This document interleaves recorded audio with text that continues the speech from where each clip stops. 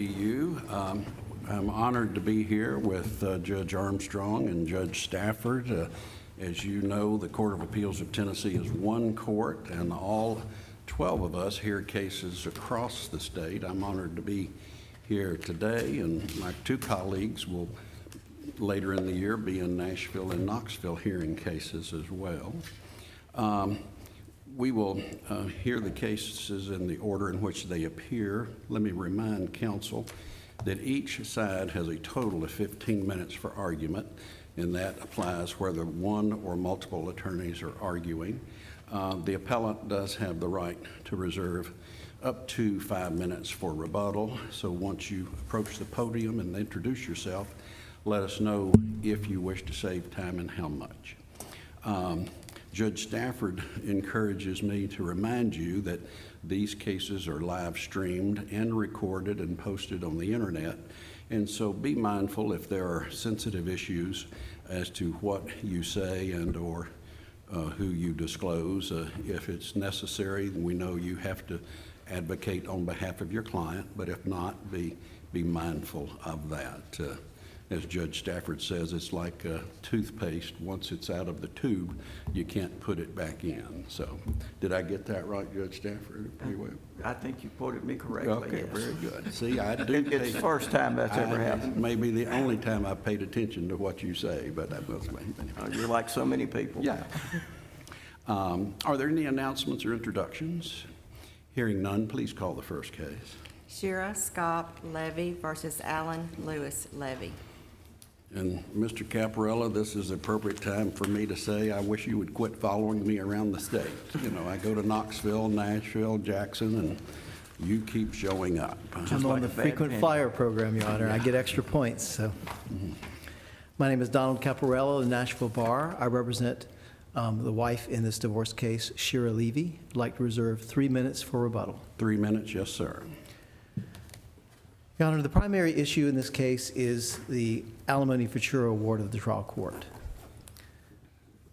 It's our position that the trial court abused the discretion regarding the alimony award because it was so grossly insufficient that it was an abuse of discretion for 3 reasons. The first reason it was an abuse of discretion is because the trial court so grossly overestimated the earning capacity of the wife. Second reason is the trial court also arbitrarily reduced her expenses without being mindful of the statutory requirement that you provide the disadvantaged spouse, and this goes into the third reason, the disadvantaged spouse the ability to have a standard of living comparable to what it was during the marriage, or at least comparable to what it is to the advantaged spouse. And the trial court failed on all 3 points. But the first argument I want to focus on is the earning capacity issue. The trial court found that the wife had only one job during the marriage, and that was after the marriage got started. She became the COO of the husband's dermatology practice. And the court found that her salary, her highest salary there, was $80,500, and no dispute about that. But the trial court imputed an earning capacity of double that, $160,000. And the trial court did that based upon 2 sources of information. And remember, the husband has the burden of proof in establishing what the wife's earning capacity was, and he failed in doing that. But the 2 sources the trial court relied upon were husband and wife's expert witnesses, not on vocational ability or earning capacity, but husband and wife's experts on how much the husband's dermatology practice was worth. The trial court made a specific finding of fact that is nowhere supported in the record. As a matter of fact, it's directly contradicted. The trial court said that the wife's expert, Ms. Calhoun, had testified that the COO of a practice like this would be able to practice like this and a job like what Ms. Levy had could earn $200,000 a year. Let me ask you, did you solicit that testimony from the expert? No, because she didn't testify. That was not her testimony at all. As a matter of fact, She testified that she didn't give, remember, she's valuing the entire practice, giving no information about what Miss Levy could earn. And she took a list of all the people that ought to be working in this practice and added up their salaries. And she said, they don't need a COO, so I'm allocating no money for a COO for this practice. Zero money. So the trial court gave her credit for an opinion that she never gave about $200,000. And when my opponents in their brief tried to justify where it came from the record, I very meticulously took it apart in my reply brief to show that the parts of the record where they found the number $200,000 related to her report about what Mr. Levy's salary ought to be if he managed the practice. There's no connection to the number $200,000 in any way related to Miss Levy. And the trial court, yes, Your Honor. You're saying the expert said $200,000 is what Dr. Levy should have made if he was the COO? No, if he had a practice management position. He's the CEO. Right. She never gave an opinion. In my reply brief, I spent 2 solid pages going through the page numbers of her report, and they're just simply wrong. The record does not support that Ms. Calhoun ever said that Ms. Levy could make $200,000 a year, or that even a COO could. And after all, when Ms. Levy left the practice in December of 2021, the trial was in April of 2023, the CEO position still hadn't been filled. Right. They never replaced her. So when both parties are speculating about what a COO might make, and of course Ms. Calhoun didn't really even do that, they're guessing about a position in the practice that didn't even exist. And certainly no one ever made that. And after all, the best evidence, according to the case law, the best evidence of what a person can make when you're imputing income is what they made what they made at their last job or what they're currently making. She testified, and the trial court found that she was currently making only $600 a month. Now, we're not disputing the trial court's finding that she was underemployed during the pending divorce and adjusting to that. However, if the most she has ever made in her entire life is $80,500 a year, which is $13,333 a month, at a position that working for her husband in a practice, then how do you connect the dots to impute $160,000 in income? You just mentioned the wife's expert, but Yes. the husband also had an expert who is the one who testified to $160,000. So what is your That's doubt? correct. But what he testified to, Your Honor, was he analyzed the medical practice and said, based on his market research, a COO, 2 years after the wife had left the business, ought to make this amount. However, the trial court found as a fact that neither of these experts were qualified at all to testify about the particular qualifications of Mrs. Levy. The trial court made that specific finding? In the order, yes. It's quoted in my brief a couple of times, and it's specifically in her order that, because they stipulated that these experts were qualified to testify on the value of the medical practice. But she specifically found, of course, because they're experts, they're business evaluating experts, she said they are not qualified to testify about the personal qualifications, and I'm quoting exactly, personal qualifications of Mrs. Levy. So they never connected the dots. After all, if you list the factors that go into determining a person's ability or income, it's their age, it's their history of work, it's their education, it's their qualifications. Nowhere on the list, in any case that I could find, is market research for what a particular job ought to earn in a practice. Because after all, a person's qualifications matters. I mean... Now, you say that the trial court said that neither expert was qualified to testify regarding the personal qualifications of the wife. Yes. But didn't the husband's expert say that this COO position should pay $160,000? He said that's what his market research said a year and a half later, but he didn't peg anything to anybody's qualifications. And you can't bootstrap a vocational analysis of what a particular person could make by saying, my market research says this position ought to earn that, particularly when no one had ever earned that at this practice for that amount. So that's not sufficient. Because, again, the court said he could not testify about the personal qualifications of Mrs. Levy, nor did he. And she had never, she had been a fourth grade teacher before. She had been an assistant runner at a law firm. And then she had slowly worked her way into this practice as CEO. But she testified that she tried to get that job again in another situation, and she couldn't. So there simply is no basis to support what the trial court did on earning capacity. Now, Go ahead. I know you were not the trial counsel, but did trial counsel for Mrs. Levy object to the testimony of this expert regarding the pay scale for a COO? No, because it wasn't in any way related to earning capacity. And the market research, did that include the Memphis market that showed that there were positions available that Ms. Levy could be employed in the Memphis market, earning either $160,000 or $200,000?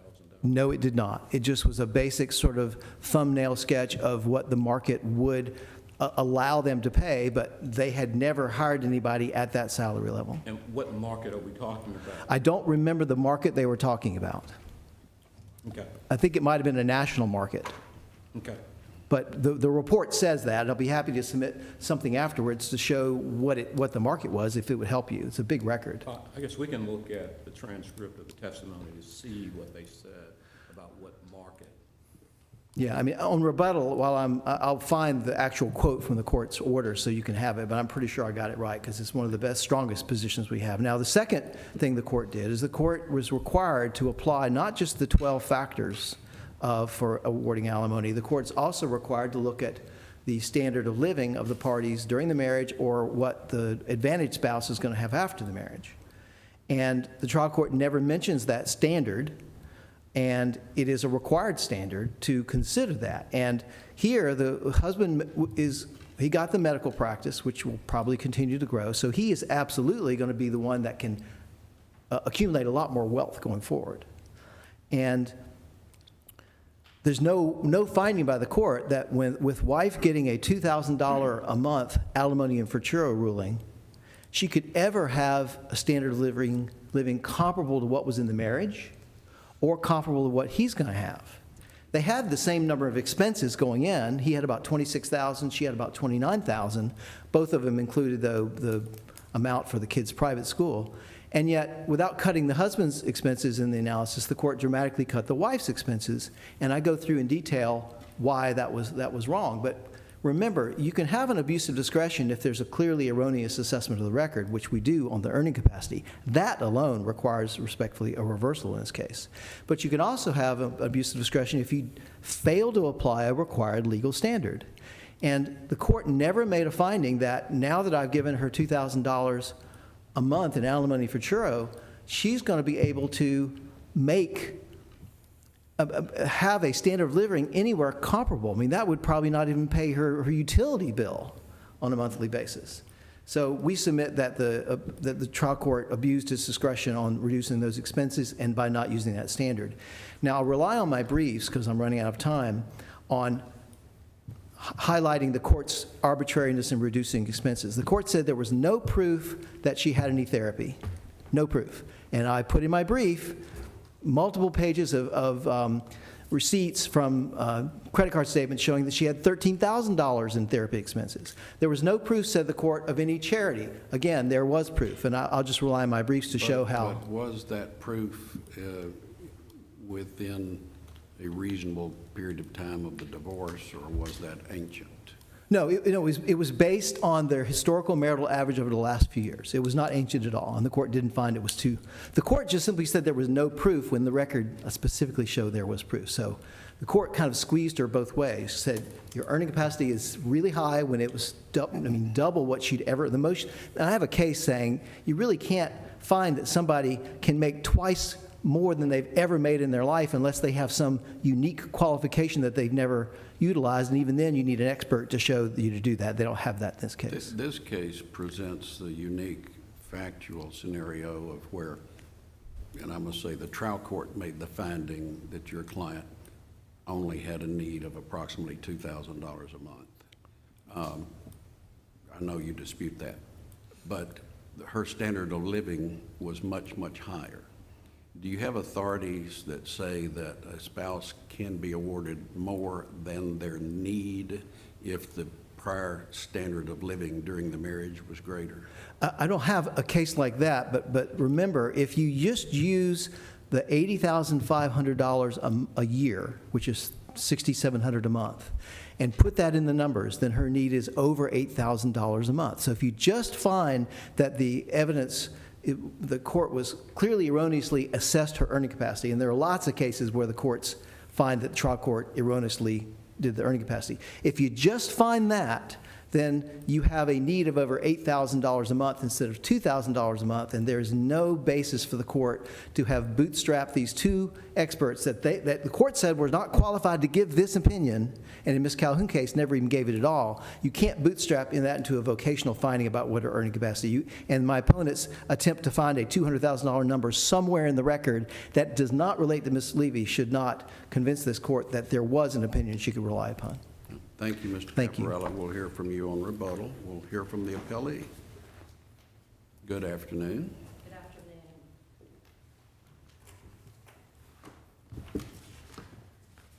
May it please the court, my name is Vicki Hardy-Jones of the Shelby County Bar. I represent the appellee, Dr. Alan Levy. As this court is aware, this matter was decided by the trial court following a lengthy trial of approximately 8 days. In ruling on this matter, the trial court made extensive findings of fact and conclusions of law, all of which were supported by the proof. This court should affirm the decision of the trial court for one reason: the trial court did not, in any respect, abuse its discretion. Now, this court is fully aware of the standard of review involved in reviewing cases based on the abuse of discretion standard, and this court knows that the trial court's determination of the nature, amount, and duration of alimony and the discretionary aspects of child support must be viewed in the light most favorable to the trial court's decision. Now, as this court has seen in the record, the trial court's decree encompassed many financial aspects, including its order that Dr. Levy would pay to Mrs. Levy child support in the amount of $4,100 per month, that he would pay 100% of the private school tuition for the party's 3 children, which at that time was approximately $78,000 per year, that he would pay other discretionary expenses associated with the children, that he would pay 80% of those expenses, with Mrs. Levy to pay 20%. She received a division of marital property just under $6.2 million, which included alimony and solido of $2,950,000 to be paid by Dr. Levy, with $700,000 being paid within 31 days of the entry of the decree, and the balance being paid at a rate of $500,000 per year thereafter until paid in full. She also received separate property in excess of $372,000, transitional alimony of $16,000 per month for 1 year, followed by $2,000 per month in futuro. The trial court, in determining the amount of alimony to be awarded to Mrs. Levy, properly considered all of the factors in TCA 36-5-121, including Mrs. Levy's need, Dr. Levy's ability to pay, Mrs. Levy's ability to contribute. If I may, you're making an excellent argument, but I'm really interested in the 2 expert witnesses' testimony. Yes. And whether the trial court correctly found that each expert opined that, one, the wife's expert said $200,000 and the husband says $160,000. Yes. The 2 of you in your briefs dispute this vigorously. We do, Your Honor, and I can tell the court that what happened relative to the testimony by each expert was that in conducting their valuations, each expert looked at the various compensation for employees of Levy Dermatology.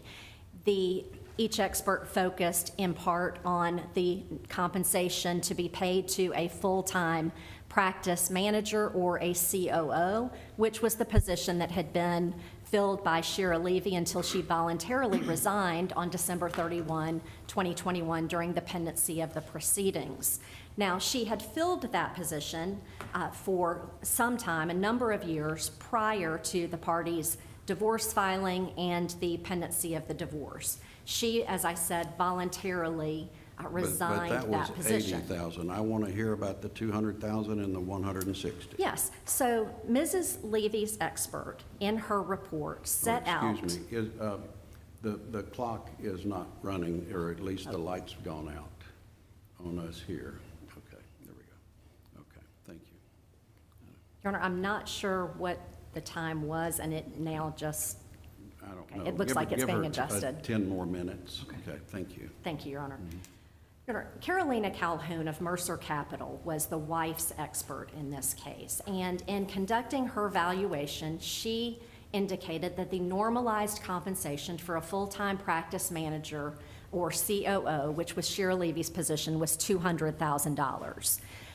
Dr. Levy's expert, Mark Orndorff of Southern Financial, testified and performed in his valuation a calculation determining that the normalized compensation for that same position was $160,000 per year. In espousing that opinion, he relied on what was called RC reports, reasonable compensation reports. Now, I know that Judge Armstrong had asked which market was being involved and was being analyzed here with respect to market compensation. And certainly both of these experts are from the Memphis-Shelby County area. They were valuing a practice located primarily in the Shelby County area, and they were utilizing numbers that applied to that market. In fact, at one point, Ms. Calhoun was asked whether Ms. Levy would have been able to go out and get a job, a similar job at another medical practice if she had not been married to the physician owner of that practice. And Ms. Calhoun testified, yes, she would be. Now, the experts essentially established what the market compensation was for that position.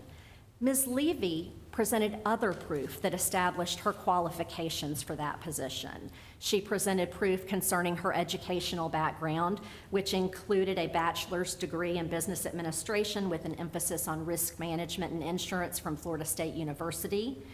She testified that she spent a semester studying international business and finance in France, that she graduated with high honors, that she had a master's degree from Christian Brothers University. She testified that she applied all of the things that she had learned through her education in her position at Levy Dermatology. And yet, the most she had ever earned in her life was $80,000 a year. It was, but it was important to note, and the trial court noted, that Shira Levy set her own compensation as the COO of Levy Dermatology. At no time did Dr. Levy tell Mrs. Levy what she should pay herself, and in fact, much of the proof that Ms. Levy presented was focused on what her contribution had been to Levy Dermatology and how she had been underpaid during her tenure there. I'm sorry. All right. Let me go back to the two experts. Yes. Did not the trial court say that neither expert was qualified to render an opinion as to the salary of a COO? Your Honor, it is not my recollection that the trial court found that they were not qualified to render an opinion about the compensation of a COO. I believe that the trial court's remarks were based on the fact that these were not experts who could testify specifically about Shira Levy's qualifications as COO, which is why the court... Isn't that what the issue is here? Not exactly, because Mrs. Levy presented ample other proof from which the court could find that she was qualified to fill the position of COO at the market rate that had been established by the experts. Well, what is that other information? That the most she ever made was $80,000? Yes. If we exclude the two experts' opinions of $160,000 and $200,000, what is the other evidence that would support $160,000 a Your year. Honor, I'm not certain that there would be other evidence in the record if the court excluded that. But I would suggest that it would not be proper for this court to exclude it because it certainly was evidence that was presented without objection at the trial Well, it was court. presented without objection, but the trial judge says they're not qualified to render this opinion. Well, they're not qualified to render the opinion about the vocational aspects of it, applying Shira Levy to it. But that is why the trial court spent a significant amount of time in the decree outlining Ms. Levy's other But isn't the question, what is an individual's earning capacity? Yes, and the court ultimately found that Shira Levy was well qualified to serve as the COO of Levy Dermatology based on all of the other proof that was presented concerning her qualifications. And what was the proof about the Memphis market, that there would be positions available to Ms. Levy to be a full-time practice manager? I have some concerns about that, especially being a board member of a hospital, and I have some understanding of what medical professionals make. I'm concerned about what practice would she find a job to make $200,000 or $160,000 in a practice that's not owned by a family member? Well, Your Honor, I'm certainly not prepared to identify a specific practice that Mrs. Levy could have applied to. What I can tell the court is that Mrs. Levy made it clear that she had a brief conversation with only one other medical practice in an effort to get a feel for what might be available. She did not offer any proof concerning the extent of that discussion or the conclusions of that discussion. As I said, Ms. Calhoun testified that she believed that Ms. Levy would be able to get a position in the Memphis market. And Mr. Orndorff noted in his report and testimony that following Ms. Levy's resignation from Levy Dermatology, that he had offered a candidate a salary of $200,000 for the same position that Ms. Levy had performed, and that candidate did not accept the position. So in terms of what else might have been available, we don't know because Ms. Levy made no effort to secure employment. There was a significant period of time where she said that all she was doing was brainstorming, that she was considering opening her own practice. She admitted that she had reached out to other employees of Levy Dermatology in an effort to see if they might be interested in coming to work for her post-divorce if she were able to open her own practice. Could she open a dermatology practice? Your Honor, and let me say that it was actually disputed during the trial whether at one point, and not a hotly contested issue, but disputed whether a non-physician could own a medical practice. And that, of course, ended up not being an issue in the case, and I think that the law on that issue is clear. But the court So when should. you say it's clear that she could not own That she could not medical own a medical practice, Right. yes. Now, part of Levy Dermatology, though, was a cosmetic center. And there is some question about whether a non-physician can own a cosmetic center. So I believe that when Ms. Levy was talking about opening her own practice, that it was more akin to the cosmetic center portion of the practice rather than the actual dermatology portion of the practice. I did not mean to suggest that she was going to be able to open Okay. a medical All right. practice. Now, it is, as I said, Your Honors, important that Shira Levy set her own compensation. At no point did Dr. Levy say that she needed to pay herself less, that she could pay herself more. It was totally within her discretion. Now, I would, if I've answered the court's questions on that topic, like to address the standard of living argument that Mr. Caparella has made, because that is equally important in this case. Well, let me ask you this. Yes. Do you concede that if she can't find a job making $160,000 a year, that the alimony and futuro award would not be sufficient? Your Honor, I will not concede that, because I think that there were a number of factors that were not thoroughly analyzed, including what she will earn in terms of investments on the alimony and Solido and the other assets that she was awarded relative to the divorce. Those weren't considered at all with respect to the needs. So whatever she is able to earn on those investments, then that is in addition to and creates additional funds for her to meet her need relative to the expenses that she's outlined. Now, her expenses were set out in detail, as were Dr. Levy's. And while Mr. Caparella has noted that the expenses were somewhat comparable, I think it's significant to note that Dr. Levy had a mortgage on his home where Mrs. Levy received the former marital home that was worth $1.7 million and did not have a mortgage on it. So the expenses that were being analyzed by the trial court were not apples to apples, so to speak. Most of Mrs. Levy's expenses were, in fact, somewhat discretionary in nature and not fixed expenses. There should be no question that both of these parties will be able to continue to enjoy a high standard of living post-divorce. Mrs. Levy was awarded the marital home. Dr. Levy purchased a home during the pendency of the divorce by agreement. Both parties have nice homes. Both parties have nice cars. The children will continue to go to private schools. To suggest that Mrs. Levy's standard of living will be impacted when the trial court made provision for 100% of her need is simply a false proposition. What the trial court did in terms of her expenses, as the trial court is required to do, is review those expenses for the reasonableness of those expenses. Now, in her appeal, Ms. Levy has challenged the court removing charitable contributions. Now, the trial court made it clear that there had been no evidence that the parties individually outside of the business had made those charitable contributions. The parties' tax returns do not reflect personal charitable contributions. There was no proof to substantiate Ms. Levy's suggestion that she should be permitted to, as she said, continue to make these charitable contributions because those had not been the historical pattern. The therapy expenses create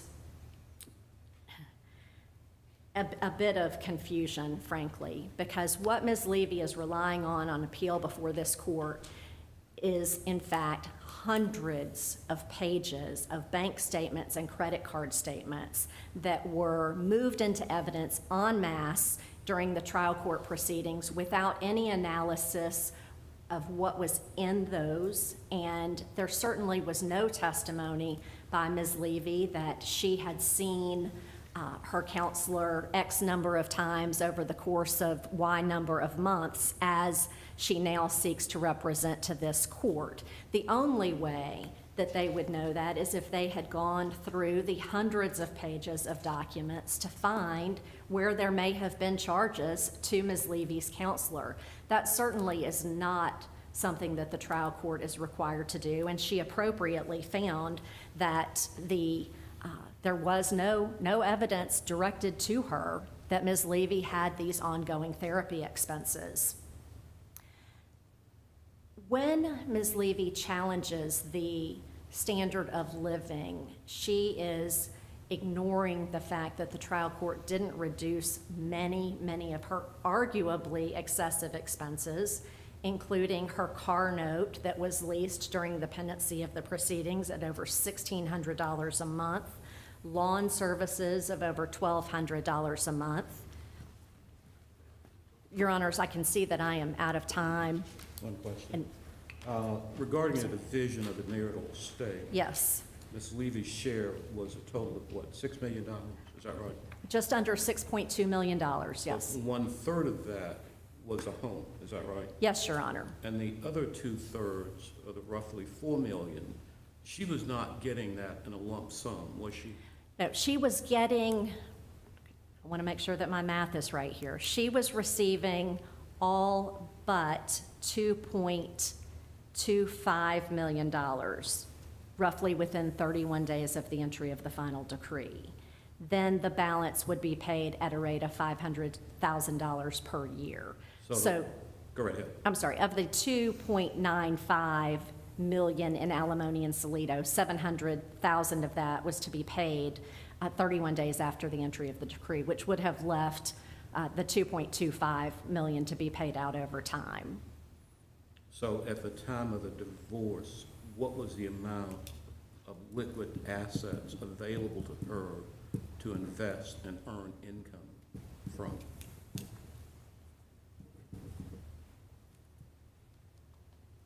I'm sorry, Your Honor, I'm trying to do some quick math here. Okay.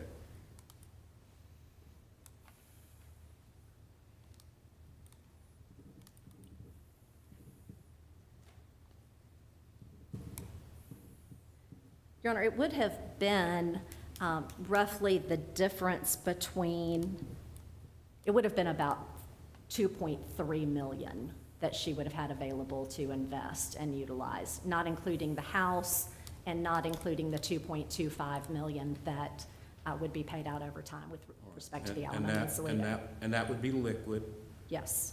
doesn't have anything to do with any IRA account where funds would owe, there'd be taxes owed on it or any of that? No, Your Honor, I would have to go back and look at the final decree to see if any of those assets were retirement accounts, but I do not believe that the bulk of it was a retirement account. Okay, all right, thank you. All right, Thank thank you. you very much. Thank you, Ms. Jones. Mr. Caparella? Your Honor, I don't have the breakdown either of exactly how much that was. I think it was closer to $2 million. And there was no proof in the record by any expert, as often as the case is, to determine how much she might earn on income on that. Remember, the husband got the same amount of property, plus he got a job, a business that makes $273,000 a month for him personally. So he, no question, as the statute requires, he was the one that could accumulate wealth at a much higher degree than she could. So for her to try and create a standard of living by depleting her assets would not be a proper analysis in the statute. But, Your Honor, Judge Clement, you asked a question about what the issue in this case was, and I think you got it exactly right, because it is husband's burden of proving wife's earning capacity. And wife's earning capacity has to be related to what her vocational ability is, not what a person who's evaluating an entire practice would guess about a market for a COO that Mrs. Levy would not even be qualified for. She'd only worked in that job. That's the most she'd ever made. And it's page 91 of the record, Your Honor, where the court made a finding that the trial court said that these experts cannot opine as to the personal qualifications of Mrs. Levy. And I submit, Your Honor, that there's no way you can use an expert's testimony regarding a person's earning capacity if they don't have the qualifications to opine about their personal qualifications. Because after all, the question of earning capacity has to do with what Mrs. Levy can earn, or someone very much like her. And neither expert looked at anybody very much like her or ever testified at all about what Mrs. Levy could earn. It was simply a place on a form or a report where they had to list the CEO, the secretary, the receptionist, the COO. What should that person pay so I can value this whole company? Never, ever did either one of them give an opinion as to what Ms. Levy could make. I have my notes here, which I have trouble reading. So I believe that's all I have, unless you have some other questions for me.